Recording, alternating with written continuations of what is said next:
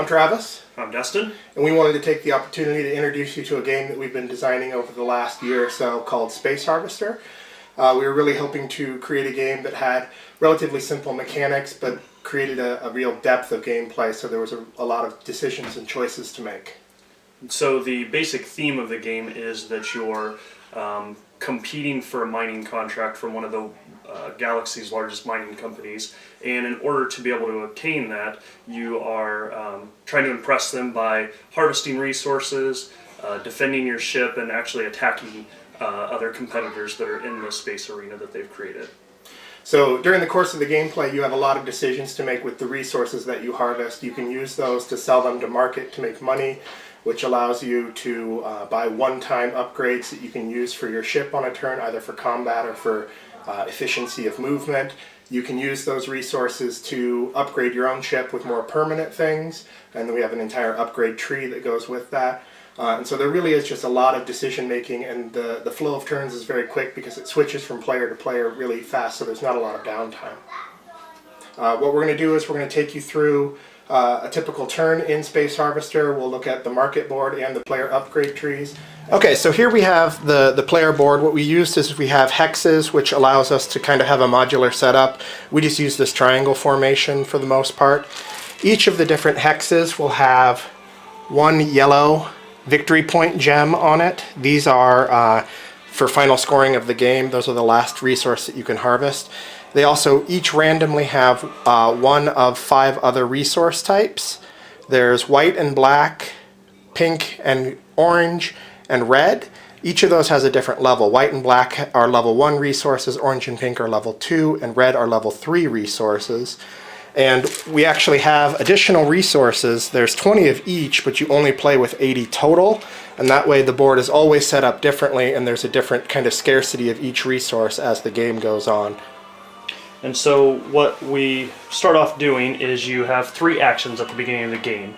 You can use one for movement, you can use one to attack, and you can use one for harvesting resources. Okay, and you can use like any combination of those for your 3 actions. And so what I'm going to do is I'm going to play blue, and we start here in the base hex. So I'm actually going to take my blue out of the base hex for my first action. Then I'm going to harvest a level 1 resource for my second action. I'm going to take this black and collect that. And then for my third action, I'm going to move over there. And then that is the end of my movement or my action turn. So now orange is going to take his, and what I'm going to do is I'm going to move out of the base hex for 1 action, and I have 2 actions remaining. And what I'm going to do is I'm going to harvest a level 2 resource for both of my actions. So that actually concludes my turn, but I have a level 2 orange gem now.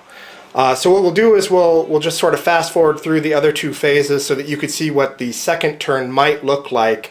And what we'll say during this time is that Dustin has upgraded his ship to be able to attack, and that he's bought a one-shot that gives him attack power as well. So Dustin, your turn. And so what I'm going to do here then is for my first action, I'm actually going to attack Travis's orange ship here. And so what that does, we've determined now that I have enough attack ability and he doesn't have enough defense ability, I guess, and so I win that battle.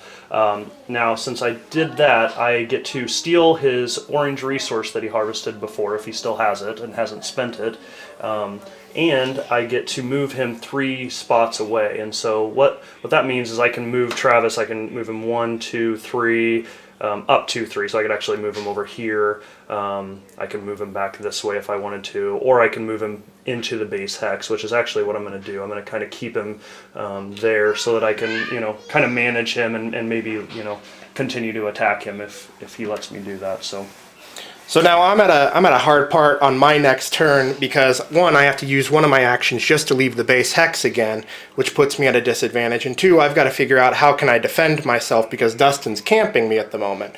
So what I might do is I might say, okay, I'm going to grab this white gem with one of my actions so that I can buy some defense, and then maybe I'll just run away a little bit, trying to put a little more space between us. The meat of some of the game. I think here the market.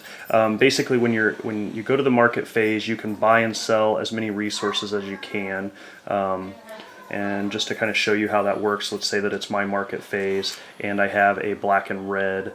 I can sell this black one to the market for 5 currency or space bucks, and then I would get those space bucks. And if I wanted to, I could, let's see, I could, if I had the right amount, I could buy one of these white ones for 6.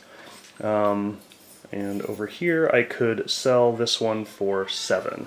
And so it's the market kind of fluctuates depending on how many are in it, and the rarity of the resource as well. Here on the market board, we also have kind of a one-shot guide. It goes through the price of each of the one-shots. There are 10 total things you can buy for currency. 4 of them are combat modifiers, which allow you bonuses in either attack or defense, so +1, +2, +3, +4. You can also purchase victory points for 10 space bucks. There are only 10 of these available, and if all 10 are purchased, the game immediately ends. And then there are also one-shot items that allow you to kind of improve your movement. So +1 move, +2 moves, moving your primary ship and your drones around, or moving a losing opponent in combat to anywhere on the board, which can be very powerful at the end of the game. And then here in the other corner we have the battle grid, and this is where you document any victories that you have, either successfully attacking a primary ship or a drone, or successfully defending an attack. And if you win a combat, what you do is you take one of your colored markers and you put it in the appropriate grid, always starting with the top leftmost empty. For each row that you complete, you get a victory point at the end of the game. And so the final conditions at the end of the game might look something like this, where orange has 2 full rows and gets 2 victory points for that, and blue only has 1 full row and only gets 1 victory point for that. Okay, so here we have the player board, and each player will have one of these. We're going to walk you through it. Starting down here on the bottom, this is our SB chart. This is just where you keep track of how much money you have as it comes in and out. And so the bottom here is your singles digit, and you move your marker up and down. So if it's here, this player has 23 SB that's available. If they buy something for 9, then they need to, move themselves to 14 SB. It's just an easy way to kind of keep track, because money does flow in and out, and we found that token money actually took a little bit longer to deal with and slowed the game down. Here on the left-hand side, we have the attack and defense power, kind of a cheat sheet for players. As they upgrade in the upgrade tree, they can keep track of where their attack power is, so that when there is combat, it's easier for them to kind of just have a quick reference as to what their current strength is.